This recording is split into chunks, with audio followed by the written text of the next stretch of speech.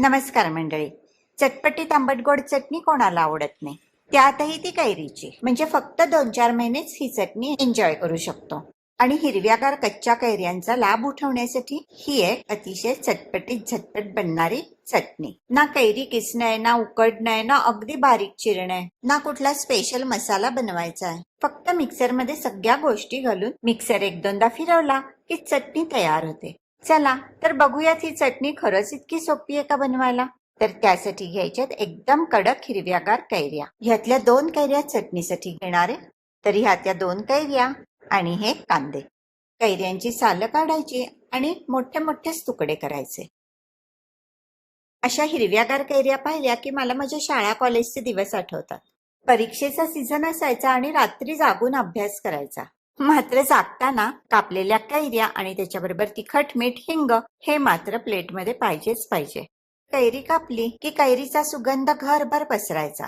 त्यामुळे करकरीत कैऱ्या खाऊन अभ्यास असायचा. तुम्ही पण असंच करता का किंवा करायचात का? मला तुमचा अनुभव ऐकायला आवडेल. कमेंट लिहून सांगा.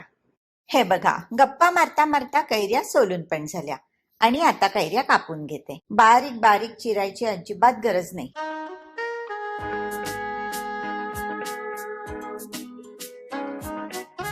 हे एवढे मोठे तुकडे केलेत कैऱ्यांचे. आणि आता मापासाठी कैरी बोल मध्ये काढून घेते. तसेच आता कांदे चिरून घ्यायचे. चिरण्याच्या आधी कांद्याचं हे जे कडक देठ असतं ते काढून घ्यायचं आणि कैरीच्या तुकड्यांच्या आकाराचे कांदे चिरून मोजून घ्यायचे.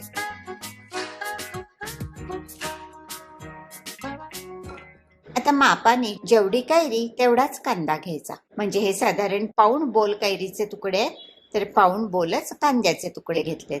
आता मिक्सर मध्ये गेला कांदा, कैरी, इथे मिरच्या आणि लसूण घेतलंय. 7 मिरच्या घेतल्यात आणि घेतलाय अर्धी मूठ लसूण किंवा 20-22 पाकळ्या लसणाच्या. तुम्हाला जितपत तिखट आवडतं त्या प्रमाणात मिरच्या घ्या. मिक्सर मध्ये गेला हा लसूण आणि मिरच्या. घालायचं चवीप्रमाणे मीठ. ही आपली नेहमीची जेवणातली वाटी आहे. पाव वाटी घेतलाय गूळ. वजनाने आहे 40 ग्रॅम. आणि चटणी मिक्सर मध्ये फिरून बारीक होईल इतपतच पाणी घालायचं. ही बघा, मस्त चटणी वाटली गेली. आता ही चटणी अशीच्या अशी पण सुरेख लागते आणि टिकते पण जास्त दिवस. पण याच्यामध्ये कोथिंबीर घालून पण चटणी सुरेख लागते. फ्रेश कोथिंबीर आणली त्यामुळे कोथिंबीर घालण्याचं टेम्पटेशन मला काही अव्हॉइड करता आलेलं नाहीये. त्यामुळे मुठभर कोथिंबीर घालून चटणी परत वाटून घेते. पण कोथिंबीर घालणं पूर्णपणे ऑप्शनल आहे. काय होतं ना, कोथिंबीरीमुळे चटणीचा रंग लाल चुटूक न राहता थोडासा डल होतो. हा बघा, मी म्हंटल तसं रंग जरासा डल दिसतोय की नाही, पण इलाज आहे ना आपल्याकडे त्यावर. चला तर आता चटणीवर घालण्यासाठी फोडणी करूयात. त्यासाठी इथे घेतले 2-3 टेबलस्पून तेल आणि फोडणीत घालण्यासाठी अर्धा चमचा घेतली मोहरी, अर्धा चमचा मेथी, अर्धा चमचा जिरं, पाव चमचा घेतली हळद आणि पाव चमचा हिंग. गरम तेलात आधी मोहरी तडतडली की मेथी, जिरं,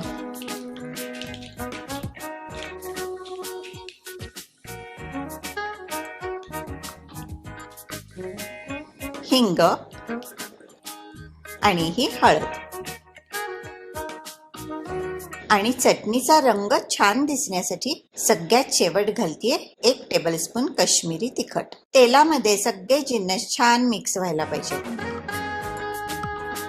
आणि ही फोडणी घालायची चटणीवरती. बघा, बनली की नाही चटणी एकदम पटकन, आणि तेही अगदी थोडक्या सामानात. आणि चव म्हणाल तर 1 नंबर, एकदम चटपटीत, झकास.